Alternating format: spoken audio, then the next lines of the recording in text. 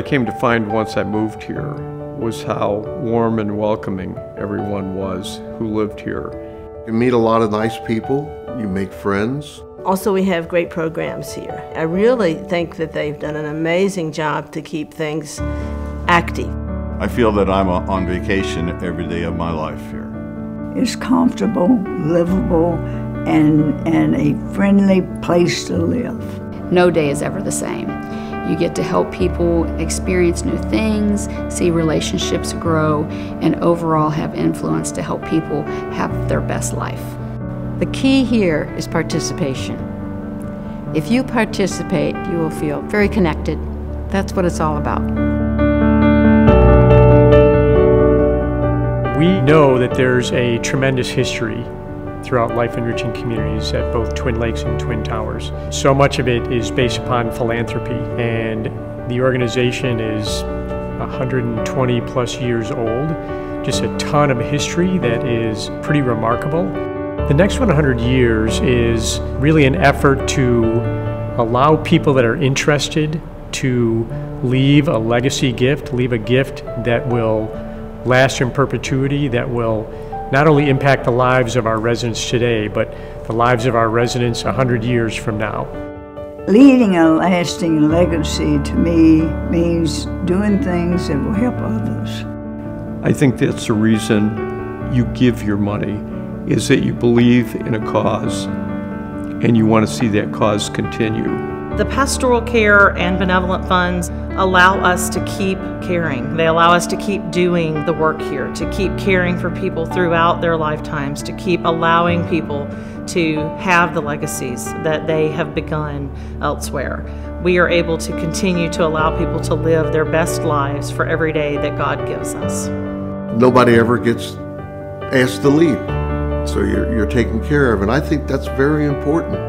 To me, that a legacy of itself. A full life is about serving other people, helping others, and making a change in our community, in the lives of people that we know and love, and in the lives of people that we don't know and that we may never meet. And certainly that is a big part of what the foundation is. That's why we're here, to serve other people and have an impact on people's lives. Someone was willing to give back something that they had in order to make this even happen 100 years ago, more than 100 years ago. And so I think it's up to us to continue that legacy, that viewpoint, that love, that somebody is coming after you. We know, we have grandchildren, we have great-grandchildren. Someday they might also live in a place like this, and I pray that they can find love and happiness there too.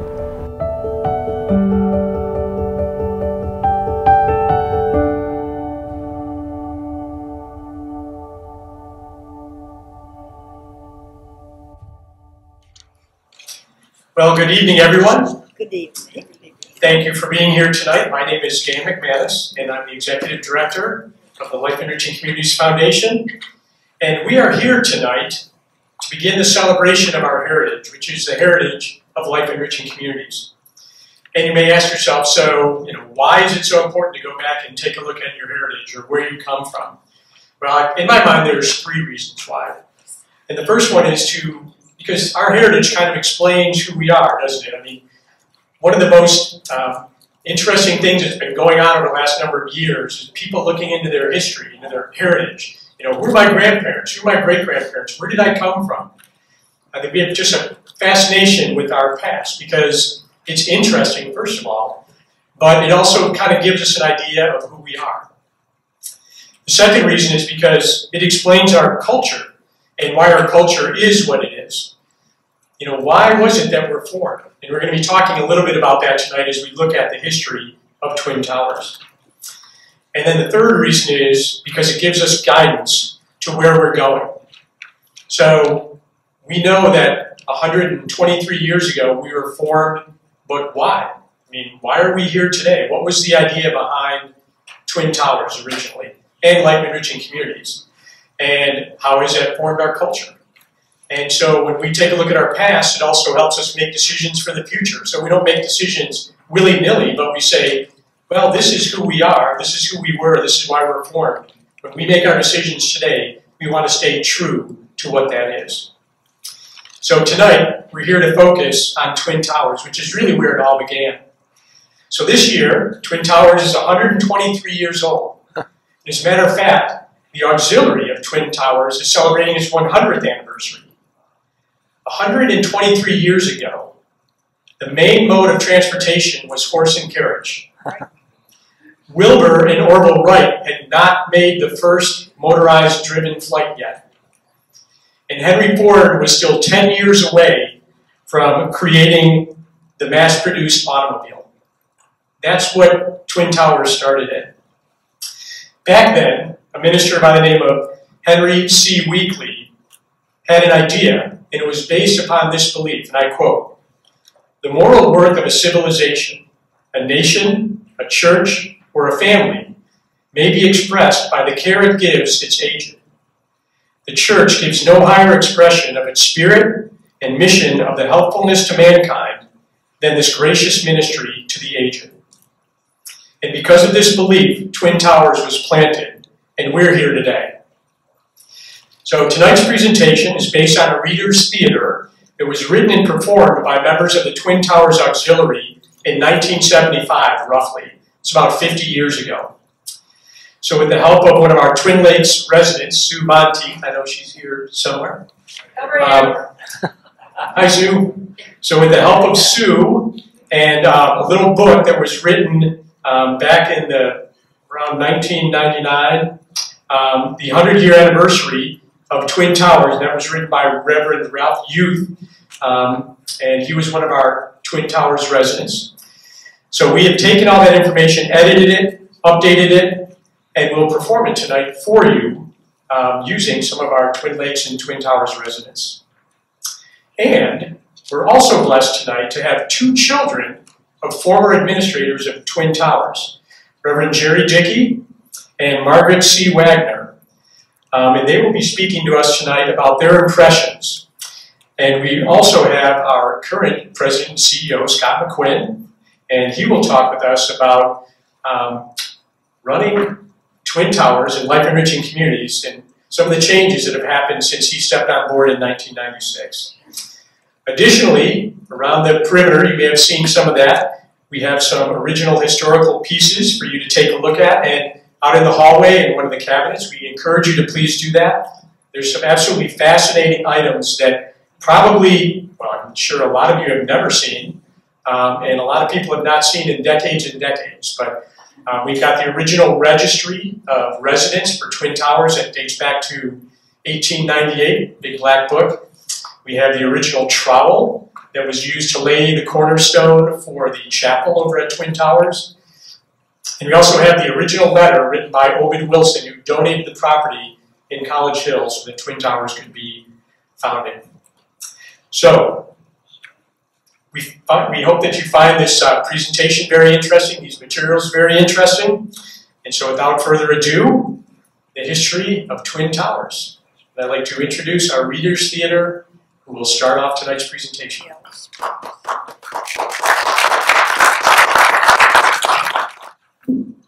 Come with us now as we take off back to 1880-99, the turn of the century in Yellow Springs, Ohio, just not too far from here. I would like you to introduce you to a gentleman who is a very interesting person. He is going to tell us about the organization of the Methodist Home for the Aged.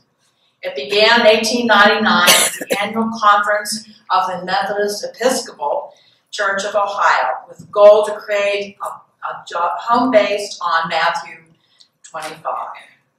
John was invited to be the first resident of the home, and we welcome you to share with us what you remember about your life there, John.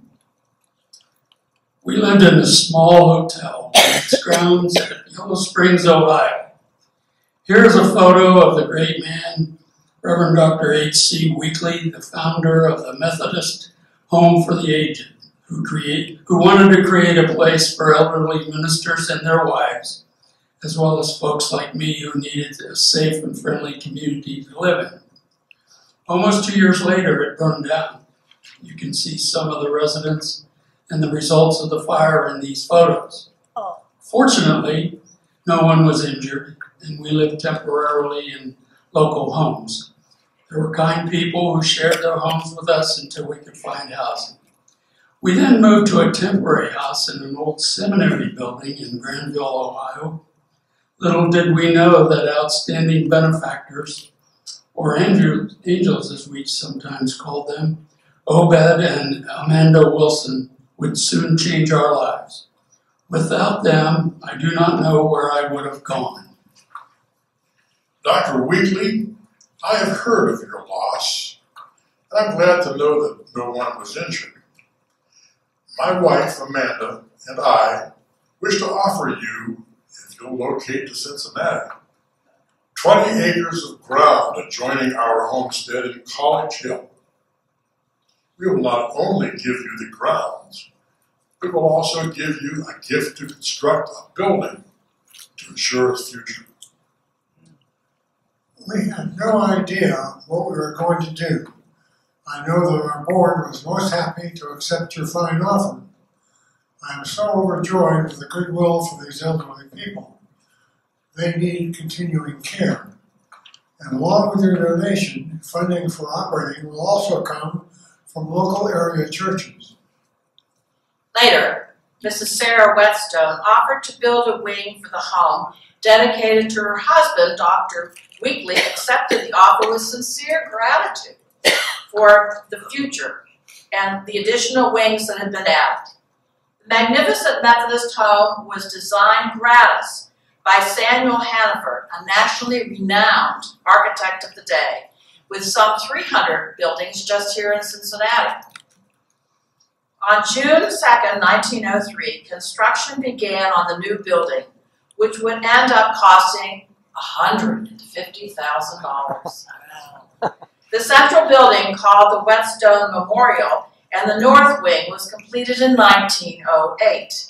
Capacity of the new home was 130, and upon completion, 40 inmates, as they were called back in that day, moved into their homes.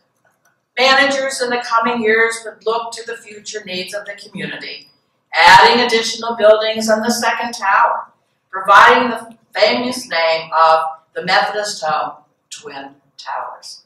Dr. Wheatley has an announcement for us. I have gathered you to share exciting news. Today I hired Roll Dickerson to be our housekeeper for $10 a month plus room and board. She has accepted the position with the promise of security in the home for life. I also plan to hire a matron who will also be our head nurse. No doubt she will be an invaluable help during these changing times for us. After the passing of Dr. Wheatley, there was a succession of leaders for the home, including the following: Reverend Dr. A.H. Norcross, Reverend Dr. Charles Schenck, Reverend Dr. C.M. Van Pelt, Reverend Dr. Lloyd Strecker. And finally, in 1946, Reverend Dr. Richard Scully. With the coming of Dr. Stretcher, a new era began in the home. He had vision and business sense, and saw the needs of a score of things yet to make the house complete. He attended a session of managers of other homes in Chicago and learned about a woman's guild connected to one of the homes. He appealed to the head of the area, Bishop William Anderson, who turned the project over to his wife.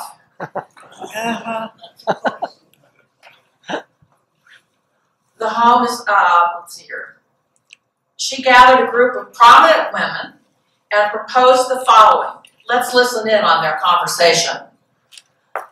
Dear ladies of the Methodist Churches of Cincinnati, I have called you together today to meet at the request of my husband to discuss the possibilities of forming a ladies' aid for the Methodist home. The home is now 22 years old, and its changes are very great. I have called upon Dr. Strecker to speak to us today. Thank you, Mrs. Anderson, and the ladies for coming today. I recently learned in Chicago about a women's guild connected with our other institutions. It appealed to me knowing the ability of women in our churches to be of splendid help in meeting our unending needs. I would be happy if you could join in this effort and organize a guild for our home. What are your thoughts, Mrs. Anderson? Well, from the nods of your heads, ladies, I see you approve of this idea. I am glad you are enthusiastic and agreeable on this matter. You will find they need furnishings, better equipment, new plumbing, landscaping, and many other things. I will appoint a committee on organization to furnish bylaws and a committee to nominate officers. Thank you for coming and giving us a good start. And so the guild began in April 1922. Mrs. Anderson was elected president, and the members declared charter members. Committees were formed to tackle the problems outlined by Dr. Strecker: grounds, furnishings, equipment, recreational activities, entertainment. The committee got busy and planned the first bazaar and dinner. In 1924, they raised the money to build the first automobile parking lot.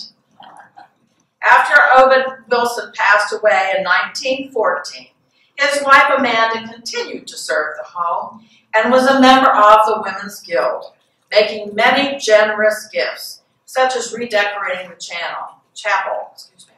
She passed away in 1926, leaving her art treasures and paintings, sculptures, and vases, as well as an endowment fund.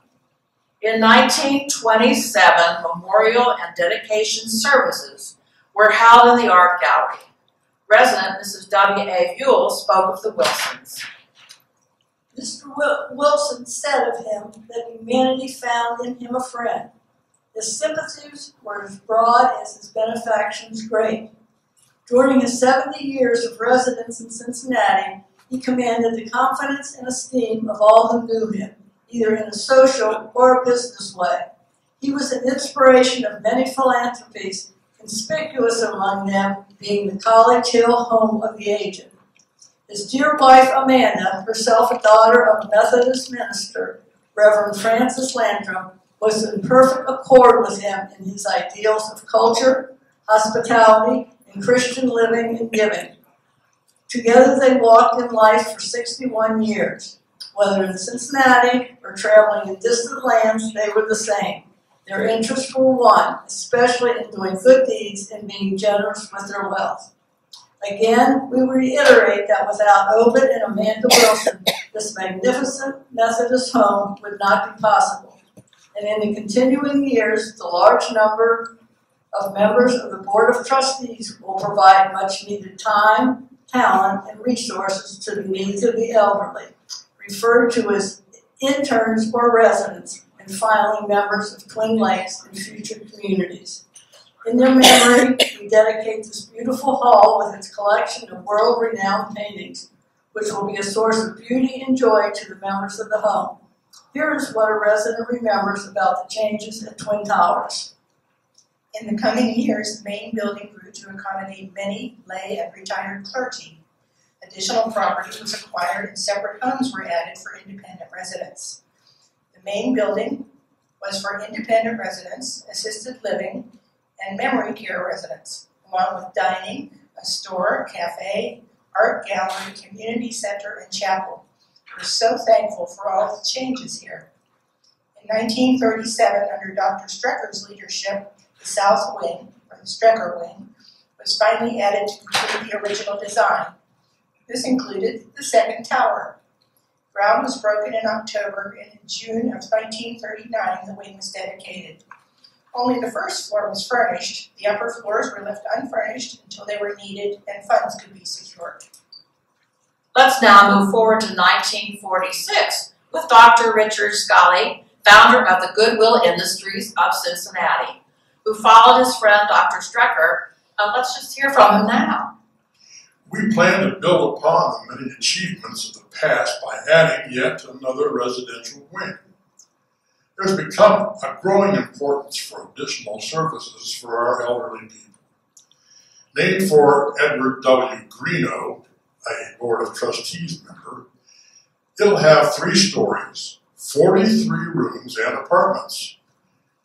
In the near future, we'll build a new kitchen and entrance through the Wilson Art Gallery. The previous 6th floor dining room and kitchen space will be enlarged and divided into rooms for our residents.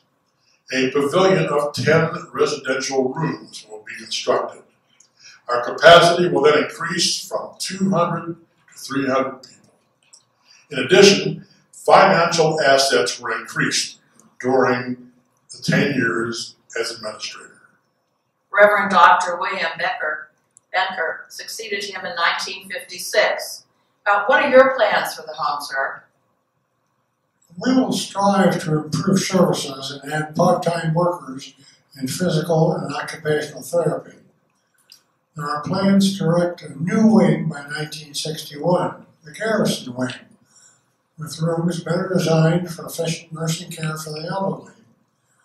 We anticipate 74 single rooms, 10 doubles, and 3-bed wards on the 2nd floor near a treatment room. Other additions will be 11 two-room apartments with kitchenettes and private baths, a recreational room for 125 people, an occupational therapy room, and a hobby shop. With all of the changes, the cost will be approximately $2 million, and our total capacity will be almost 375 residents.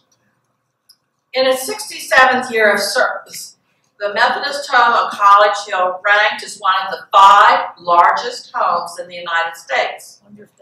Books, magazines, and White House Conference on Aging recognize that older people left alone need the assurance of financial security and loving care when they become ill.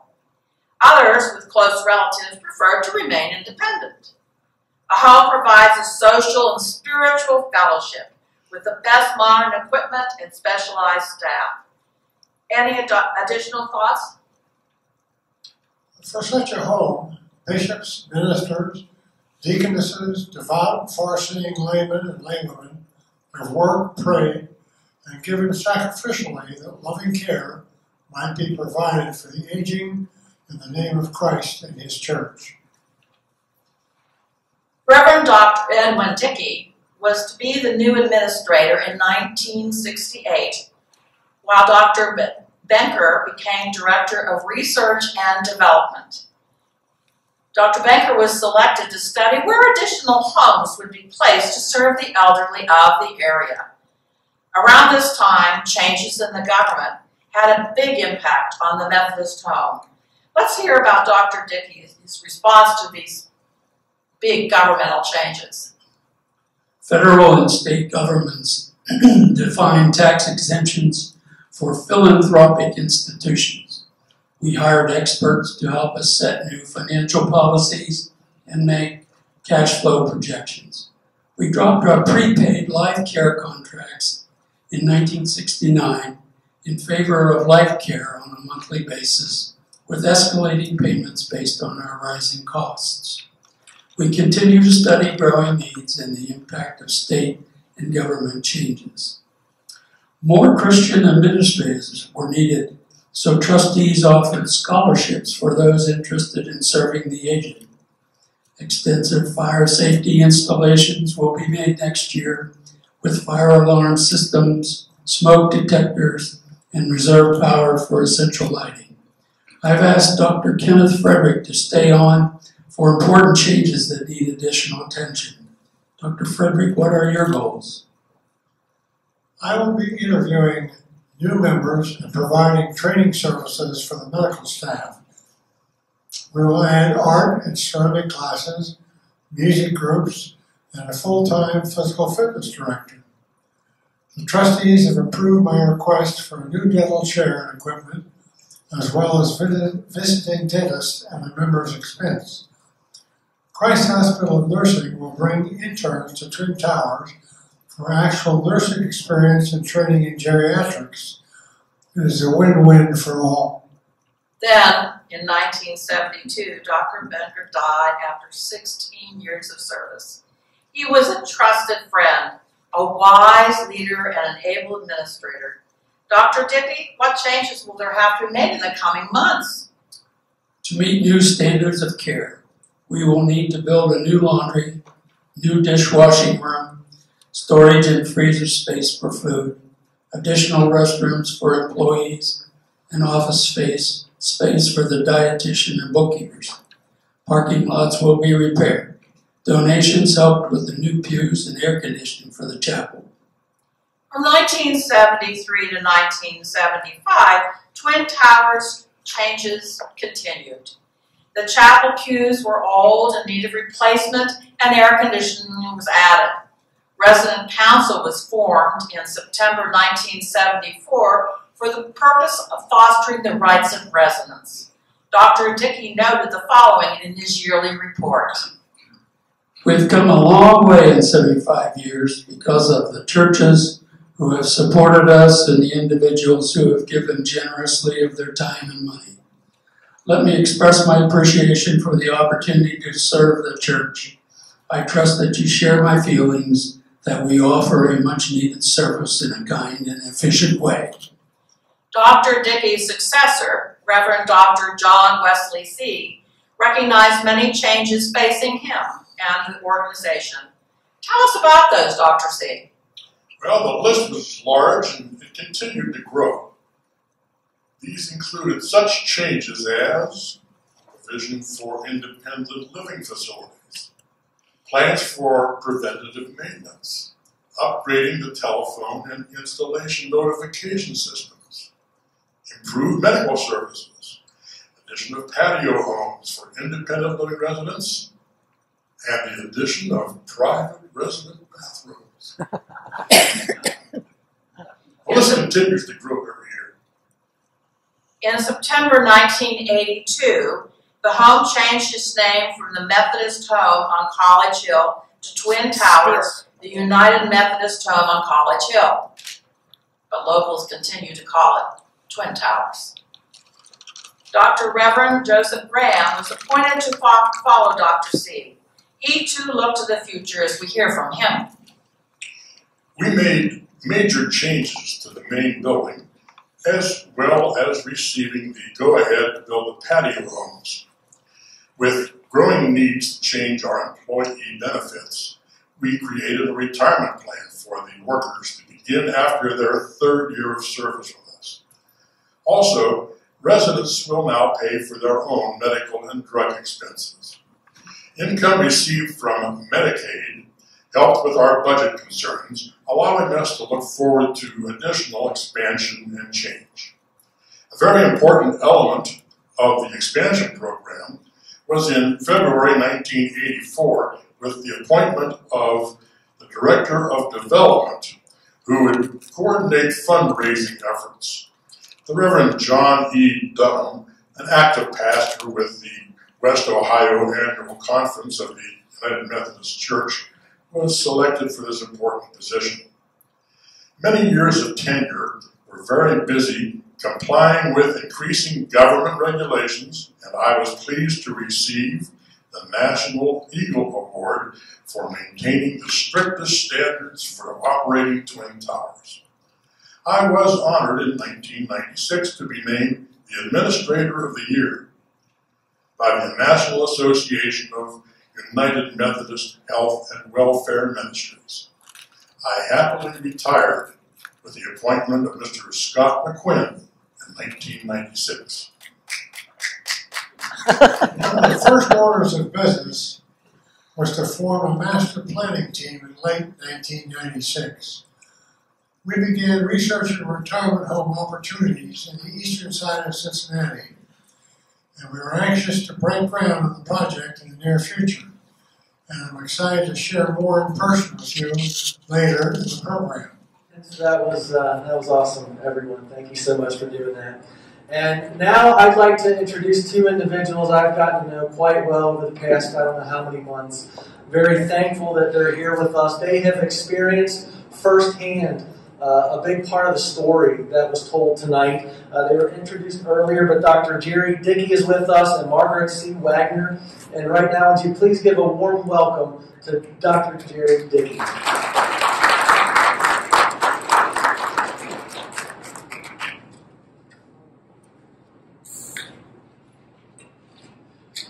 one can find these words in Psalm 71. So even to old age and gray hairs, O God, do not forsake me until I proclaim your righteousness that reaches the high heavens to another generation. Twin Towers and Twin Lakes are steeped in tradition of caring for persons up in years who have spent lifetimes in service to others. And Margaret C. Wagner and I have minister fathers who together gave 15 years in ministry to the elderly at Twin Towers. I personally have had the privilege of knowing 5 of the 10 preachers who served these elderly populations since the first cornerstone was laid for Twin Towers in 1905. Together, 10 Methodist ministers, as superintendents of Twin Towers, represent 91 years when Scott McQuinn became the CEO. Of the 117 years Twin Towers has served the elderly in College Hill of Cincinnati. The 5 I knew, you've met, who combined served half a century. Dr. Scully, I worked with his son in Springfield. Dr. Benker, he and his wife were called aunt and uncle by my family. My dad, Dr. Dickey, Margaret's father, Dr. John Wesley C., and Dr. Joseph Graham and his wife, who still reside at Twin Towers.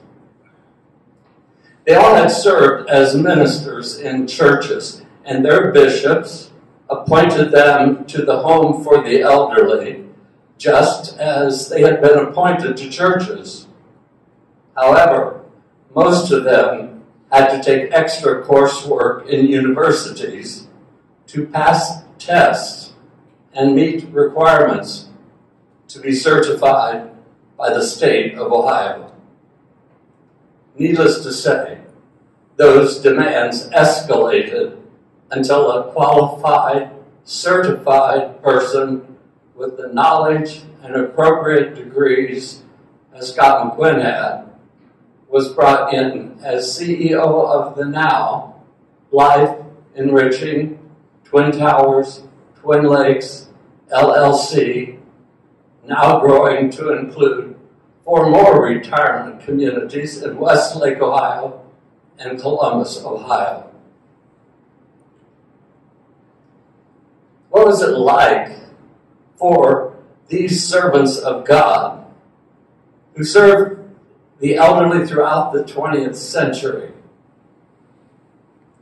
They hired staff, led boards of directors, oversaw food service, watched over a variety of living spaces, visited the sick, were counselors to residents, preached every Sunday in the chapel, and organized guest preachers, and spoke in churches across Ohio to talk about needs for support, especially for those who required benevolent care.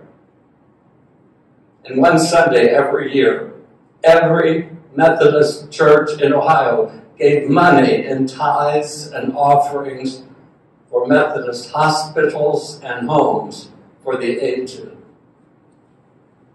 These men also performed marriages, did baptisms, and presided over many funeral services. I have a copy of my dad's final funeral service he did at Twin Towers before he retired. In it, he spoke of my brother and my years younger sister. She was 3. and her bedroom was at the back of the parsonage. She was crying, and Dad went back to comfort her. After a while, he needed to leave to get some sleep. And she said, "But I want you to stay." And Dad said, "God will be here with you." And she replied, "But I need someone with a face." And that, my friends, is ever the righteousness that we today proclaim to the high heavens of coming generations.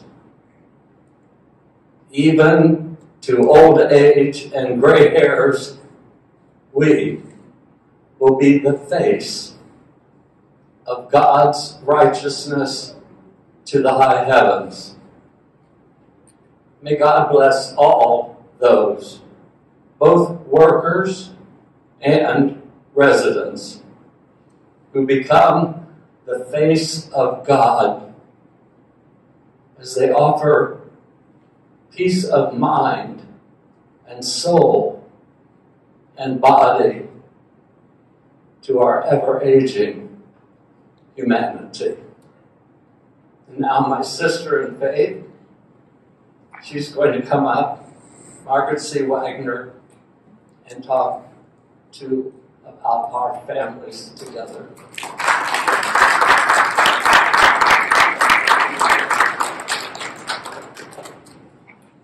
Good evening. Let's down a little bit. Okay. Yes, I am Margaret Wagner, and I moved to Twin Towers along with my husband just over 3 years ago, and we live in a patio home on South Ridge Drive. And Jerry and I have the fortune to be here tonight just because we are offspring of two of the administrators of Twin Towers. And you've seen pictures of us with our dads. Twin Towers had built a house just for administrators and their families. It was out in a wooded area somewhere in the middle of what is now the north parking lot. So it was within walking distance of the administrator's office in the Twin Towers building. The administrators were on call 24 hours a day. And if they were at home when a fire truck or an ambulance came on campus, or the electricity went out, or someone died, or any other kind of emergency arose, then the administrator could go out of his house and walk across the yard and into the Twin Towers building and take care of whatever was going on there. Jerry has, these men were dedicated to the mission. Jerry has already told you about their responsibilities, and a lot was required of them. With their dedication, the first 10 administrators got Twin Towers through nearly 100 years of service. There were some difficult times in keeping the establishment going, but they did keep it going. I also want to give a shout out to the wives of the administrators. They, like their husbands, felt that they too had a mission at Twin Towers. They engaged with the residents and became their friends.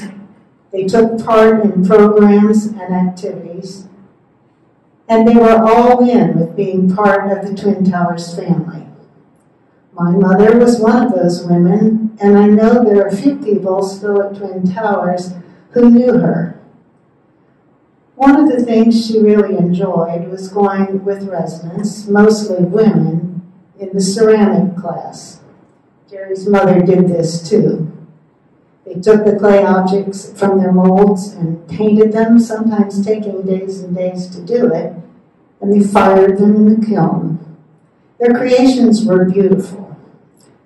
My mother sometimes took my two sons with her, and the boys enjoyed sitting at the work table with their grandmother and her friends and making pretty knickknacks. The administrator's house was so close to the Twin Towers building that in 1977, when my parents were celebrating their 35th wedding anniversary, they invited all the residents over to their house for a celebration party, and many of them came. Our family, including my two sisters and their husbands, came to Twin Towers often during our father's 7-year tenure. We came many times for Sunday dinner and holidays. We ate in the dining room with the residents. The dining room didn't look like it does now. It had a stage at one end of the room, and a table was set for the administrator's family up on the stage. Jerry's family also had that privilege in their time. It was kind of weird sitting up there like royalty, but some people did come up and greet us. When my father retired from Twin Towers in 1983, he and Mother moved to a house in Westwood. 14 years later, they came back to Twin Towers as residents. They got a patio home on Southridge Drive, which happens to be the same house that Keith and I live in now. I guess it was inevitable that Keith and I should move to Twin Towers after all the connections we had there from 1976 to 2019. I know we are not the only second-generation people there, that there are others whose parents were there before them. In the years that I have been involved with Twin Towers, I have seen many changes in how things are done there. There have been a lot of improvements and the building of new facilities. We, at Twin Towers, are in our second 100 years now. And though a lot has changed, I feel that the people who are in charge now and the people who work there are still carrying out the vision of the founders that they had so long ago. That this would be a place where people could come to live out their lives knowing they would be welcomed, safe, cared for, and among friends.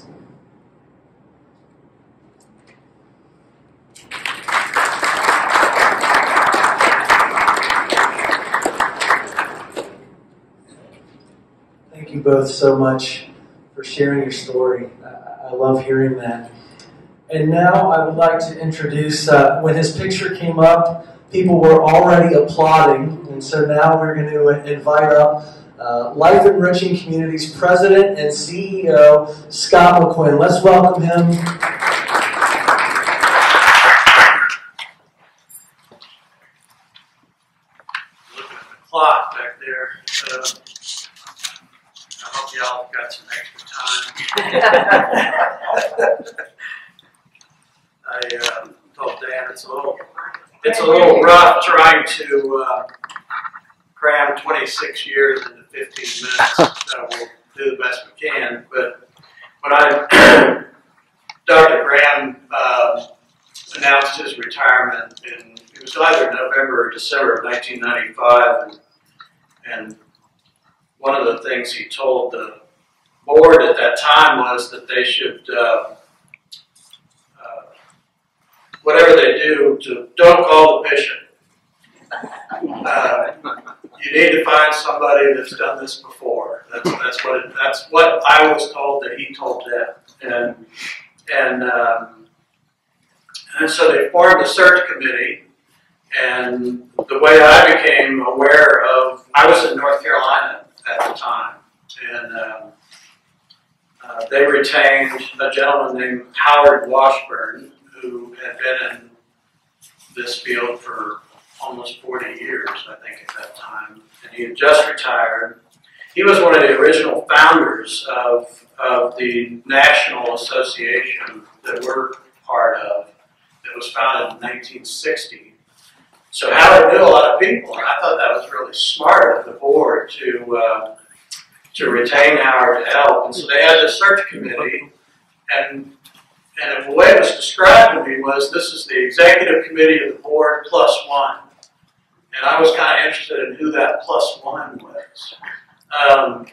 And so I'll tell you about that in just a second. But Howard called, he was calling different people and said, we're looking for somebody to come to Twin Towers, and who do you know? And he talked to an actuary in Atlanta, Georgia, named Al Powell, that's a guy that I happen to know. And Al called me and said, would you be interested in this? And I said, yeah, I think I would, because I was really interested in becoming part of a faith-based organization. That was one of my goals. So that's how I became aware of the opportunity, and how I came to come and visit and meet with the search committee plus one. And let me see here. So that was the original sign, or the original, I should say, that I think was put up during the 1980s. And when I came in 1996, that was the first thing I saw when I drove up. And this was an aerial at that time. So you can see, that right there is the edge of the administrator's house that has been talked about a bit here. There's a big hill there, and we'll talk more about that in a minute. Tower Woods, you can see the top way back here in the woods. That's the Greeno summer home that hadn't been lived in for quite some time, but ended up we had to tear it down to make way for Tower Woods. South Ridge, of course, and then back here we ended up, later on, that's where the Health Pavilion was added in 2013. But this was the front entrance, which is, the tower's entrance today, but that was the front entrance for many, many, many, many years, decades. And when we built the north apartments and this room, we created a new front entrance. It's just another aerial view from the other side, and from the front. And another view that a little closer from the top of that hill that was between Hamilton Avenue and the main building. And then that's part of the hill back there that we ended up taking down. I'll talk more about it. So this gentleman right here, this was plus one. Bill Richards is his name. He served on the board for more than 30 years. I think it was about 34 years. He was a resident by the time I came, but they invited Bill to be part of the search committee because Bill has been a career at Procter & Gamble, and like I said, had been on the board for more than 30 years and was just a fixture, and just a sharp as a tack. But he suffered from Parkinson's, and he lost his ability to speak. And so I met with the search committee, and Bill was sitting there, and we went through that whole 2-hour process, and I left, and a couple things about that.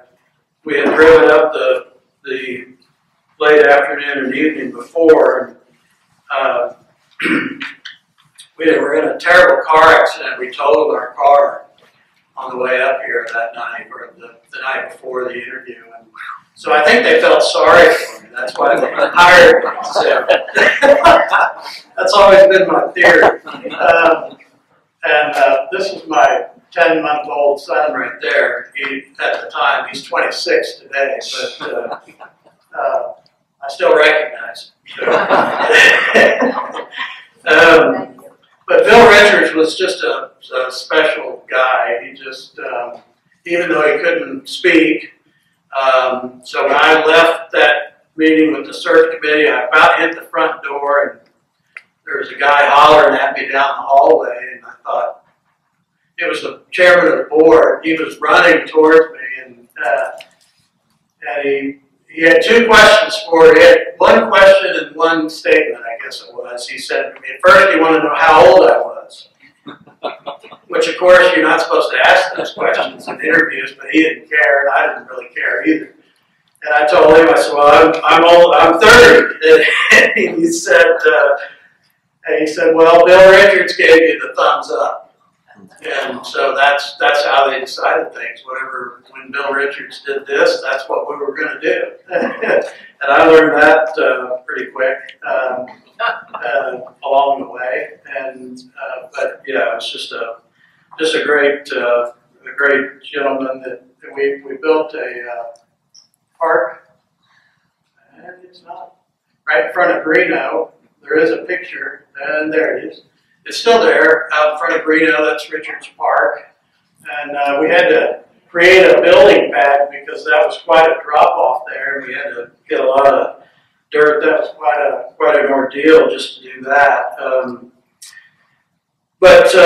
So when I came here on June 2nd, 1996, and succeeding a long line of reverend doctors,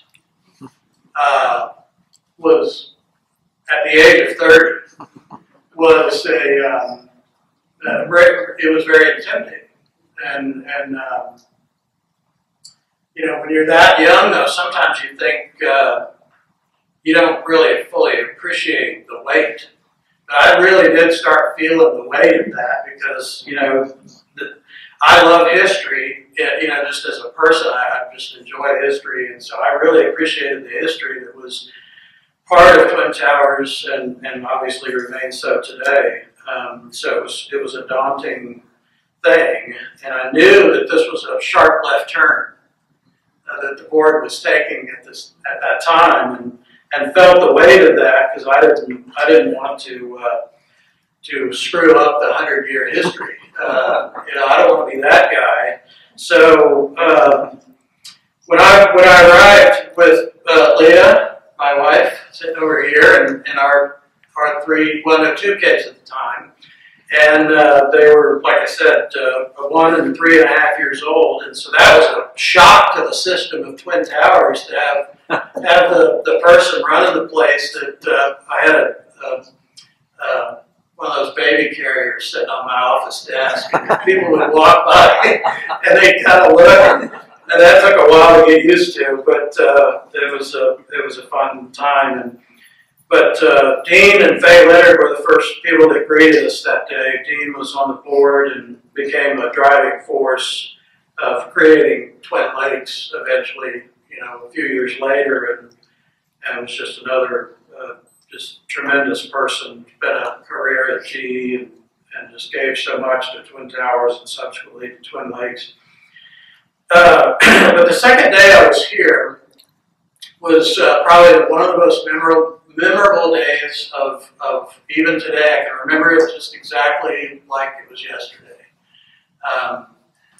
And they had gathered everybody in the dining room because this room didn't exist. And so that's where we had meetings, the stage that was mentioned. I remember the stage. I hated standing up on that stage because you felt so isolated. So I moved down into the audience. But as I was coming into that meeting with just a huge room full of people, and they were going to introduce me to the residents that day, and I was stopped in the hallway by one of the residents, and her name was Marjorie Wallace. Marjorie Wallace looked me in the eye and said, "I have been here, I have lived here longer than you've been alive." So, you can imagine, that weight I was feeling just got a little bit heavier that day. But that was okay. That's the way it needed to be. And Marjorie was the type of person, she didn't mean anything negative by it. She just was giving me perspective, and that was a good thing. And I said, "Well, Margie, I got to know, because I know how old I am." And she obviously must have found out, because I said, "When did you move in?" And remember, this was June of 1996. And she said, "I moved into Twin Towers a month before John F. Kennedy was assassinated." So she'd been there 33 years. And all of it in independent living at that time. And about 3 months later, she moved to assisted living. I think that was somehow my fault. But anyway, she lived another 3 years. So she ended up living in Twin Towers for 36 years. It was just a tremendous lady. She was 102 when she passed. So it's just, it goes on and on. There's just all these wonderful people. Those are just a few examples. I don't remember the gentleman's last name, and it wasn't this Pastor Bill. It was a different Pastor Bill, and he was a Baptist pastor. So I don't know how he got in here, but anyway, Bill McKee, that's who it was. Pastor Bill, this is why I remember him. He stood up at that meeting that second day in the very back of the room, and in that big pastor voice, and said, "How will you, at your age, identify with all of us old people?" And I thought, well, that's a absolutely fair and wonderful question. And we began to talk about, my love for older people and my relationship with my grandparents and that sort of thing. And I was so glad. At first I was kind of stunned by that, but I was so glad he asked that question because it helped connect us. So on to the kind of the building and that sort of thing that happened. If you all are familiar with Scarlet Oaks in Clifton, that's a community that's been around a long time. It was owned by Bethesda back at that time, and they decided they wanted to get out of that. So they were going to sell Scarlet Oaks, and we were going to potentially look at it. They ended up selling it to Deaconess, and I think Deaconess still owns it today because Deaconess paid them a lot more money than we were willing to. So and that was my third month here. I think it was August or September, and then we started into that strategic planning, master planning process. And we had sort of an internal part for Twin Towers and then an external part that eventually became Twin Lakes. There was a lot of other things happening in the late 90s around the Medicare program and that sort of thing that were difficult. For me personally, I've been here it was just slightly over a year. That youngster you saw, our second son Tyler, had brain surgery on his second birthday. And that was a kind of a watershed moment, as anything like that would be. And what I remember about that was that we had just brought a new chaplain here named Ann Luzader. Some of you all might remember her. But Bob Weaver was a resident here, a retired Methodist pastor, and just another long line of wonderful people. And Bob organized a prayer vigil in the chapel here throughout that 6-hour surgery. And that was it's still an emotional time. But he made it through that, and but those are the things that bring communities together, and people become connected beyond just workers and residents. We became family, and that was when I began to really understand that at a deeper level. So we started this master planning process. We built 12 additional patio homes on South Ridge.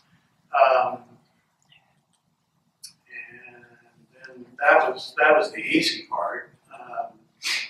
This was the big thing. We started in 1998. We built we had converted the administrator's house into an adult daycare program. We had probably 20 to 25 people coming there every day just for the daytime and that needed some help during the day and get a little break to their spouses, and so that program grew, and we built another building that still is there, but that ran for about 20 years or so.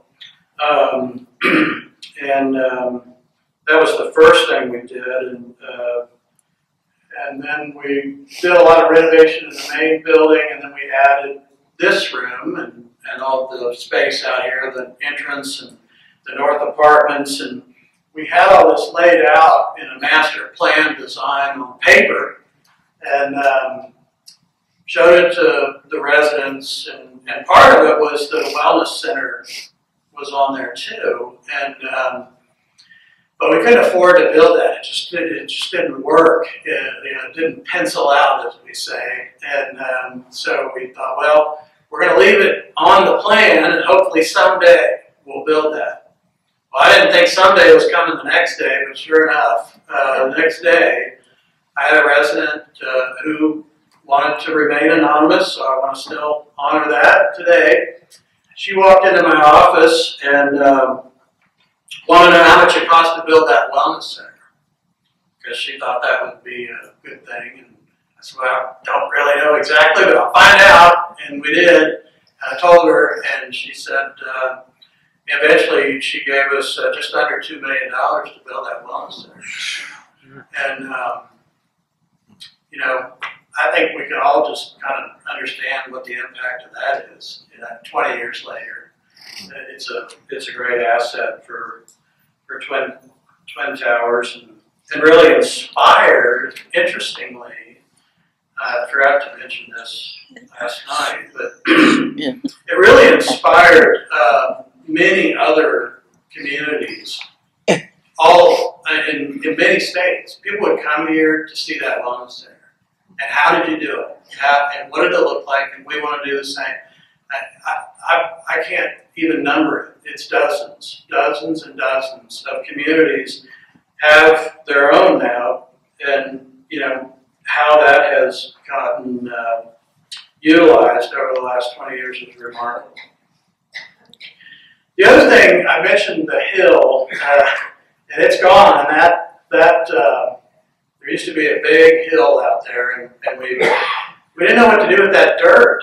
That dirt was kind of in the way. It needed to be moved, but you don't know how expensive it is to move dirt. It seems crazy, but it's incredibly expensive. So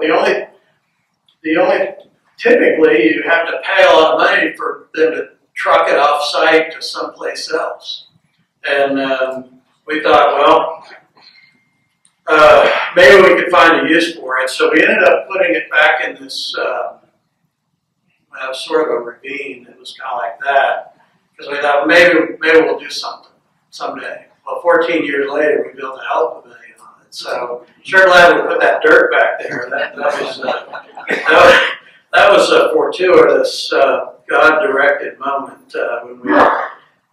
But we also did it because it was cheaper to move it from the front of the property to the back instead of taking it somewhere else. And then we built the 32 patios. This took 5-6 years to do all this stuff. And then as part of the grand opening, we had Art Linkletter right here in this room. And it was, again, one of the just more memorable moments. He was such a character and had such a way that was just enchanting. And my mother still talks about that. She came out from Kansas City and she still talks about it 21 years later, getting to sit next to Art Linkletter. So the external part of the strategic plan, let's see what else I'm getting behind in this. So that's the north apartments that exist today. This is the new front entrance structure. So the external part was at that search committee meeting I mentioned earlier, I asked the search committee, what else do you want to do? Do you have other thoughts or plans? And everybody it got real silent. It was awkward. Nobody knew quite. And then finally, a gentleman said, well, I came out of church the other day, and somebody asked me, when are you going to build a Twin Towers on the east side of Cincinnati, because he knew I was on the board here. And so that's kind of what spawned the idea, well, maybe we should do another community at some point. And we looked around and bought some property over in Montgomery eventually, and we'll talk more about that, kind of the history of how Twin Lakes came about at the next time we had this in May. But it's quite a story. This was the main campus and the south campus of what eventually became Twin Lakes. This used to be an old drive-in theater, and then this became the north campus. It's about 3/4 of a mile up the road. That was a very original site plan. Pretty close to what we actually did too. And here's the health pavilion that was built in 2013 here at Twin Towers on that big building pad where we dumped all that dirt out there that thankfully was was compactable, buildable dirt, thankfully, because I didn't know there was such a thing as dirt you couldn't build on. But anyway, that's another story. But there's a lot of we had a board member at the time who was a really accomplished architect, and he helped us situate that building in such a way. He did all these solar studies and situated that building to where the sun would hit. It was quite an interesting thing, and he spent a lot of time studying the rising and passing of the sun. And I think it really paid off in how that courtyard in the middle would be situated, and people could be out there and not be in the direct sunlight too much. So, interesting how much thought and care goes into these things as we go along. We tore down the old healthcare center right after that, and you can still see part of it right there, but we ended up tearing that down. The garrison wing stayed, and then the park was created there, and then the rehab part was still in the garrison wing, along with the rehab pavilion. And then, some different home services and hospice became part of the health pavilion there several years ago, and that was, and then we've throughout the last probably 8 to 10 years, we've really tried to just reinvest in the campus that we have here. We have such a beautiful campus, and it requires a lot of care. There's I think almost 1.7 million square feet of space on this campus. You can imagine that. And so some of it being fairly old, it requires a lot of capital improvements. A lot of it you just never even see, but there's a lot of things going on behind the walls. And then obviously growth has occurred more recently with our affiliation with Concord Reserve in Westlake, and then the Westlake communities in Columbus. But let me end with this, this interconnectivity thing. In my 26 years, I have never, I don't think there's ever been a time where we haven't had somebody, a relative, a spouse or relative, or the former administrator themselves living here in my time. There's always been somebody. When I first came here, Ruth Baker, Bill Baker's wife, was here in the nursing care, and then Charles Strecker, Dr. Strecker's son, lived in the patio homes, and he had, he was at the very end, in the circle, and I remember going down there, because he actually had 2 patio homes. I never quite figured out why, but one was his office. Anyway, it was interesting. And then John and Laura C. came, as was mentioned, they came the next year, and they, were here quite a long time. Laura was here till about 15 years. Till 97 to 2012. Yeah. And then Dr. Graham and his wife came around that same time. I still got to figure out if there's an overlap. I think there might have been, but anyway, it's just remarkable the connectivity and the ongoing nature of that. And then the last thing that has always been, and it's been what was one of the primary reasons I wanted to come here was, the faith-based aspect of this community and the commitment to pastoral care. And, we were short a little bit with that when I came, and that's when Chaplain Ann came shortly after. And there's just been so many people over the years that have jumped in and helped too, because having one chaplain just for something this large doesn't really work. So we've had people like Bill Patterson who's been willing to jump in and help over the years, and because that's a big commitment, pastoral care, and it's an incredibly important one, and I'm really proud of that, of our commitment to be able to provide pastoral care, because a lot of communities just don't do that. It's an expense that they've just kind of tried to avoid. So we have a lot of nice buildings, and we have a lot of nice property, flowers, trees, lots of nice looking things here, right? But it has always been, and it is, and always will be about the people. Alrighty, so it's my job to close us out. Thank you, Scott, for that. That was really, really great, and thank you to all the presenters and the actors for doing that. I had an opportunity before this all started to talk with Jerry for just a minute, and we were talking about the fact that the problem with an event like this is that there's so much information, there's just so much you can talk about, and you just cannot talk about everything, which is really too bad.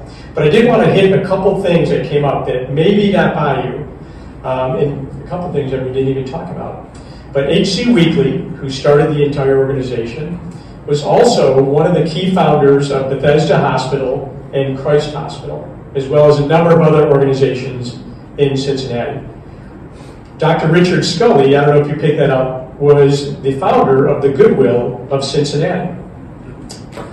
Dr. Weekly, in order to pay for everyone, and I think Jerry talked about that a lot of the funding for Twin Towers came directly from churches. I mean, that's how the organization was run. And he would go out and he talked to churches in the 5 Methodist conferences, and he said, if you would just commit a nickel per churchgoer, we would be endowed forever. That's what it would cost to run Twin Towers back in 1899. And actually, interestingly, I was talking to Margaret, and she was saying that her babysitter was H.C. Weekly's daughter. So there's that connection there as well. So just so much remarkable information. So as you can see, as we close up, many people have invested a great deal of time, talent, and treasure over the past number of years. And as a result, we're here tonight. And we live in this amazing community that Scott was describing, with amazing friends. And it started with a mission of serving others laid out by a minister 123 years ago. And I know I've talked with a lot of you before, and I consider myself to be blessed to be a part of this tradition. And as you know, the purpose of the foundation is to bless people's lives, and in fact, it's to carry forward the efforts of H.C. Weekly, and Obed and Amanda Wilson, and Sarah Whetstone, and Reverend Dickey, and Reverend C., and the countless others who over the last 120 years have given so much to this organization. As you saw in the opening video that we did, the purpose of the next 100 years that this effort we're putting on right now is really twofold. First of all, to remember and celebrate the rich history of life-enriching communities, and to honor those who came before us. And second is to encourage you, if you have the interest, to help carry forward this legacy of blessing people's lives by investing in the future. And it can be done in a variety of ways. And for me, personally, I'm very satisfied knowing that my wife and I have invested in that. And 100 years from today, residents that I never know and she never knows will be blessed because of what we've done today to invest in that future.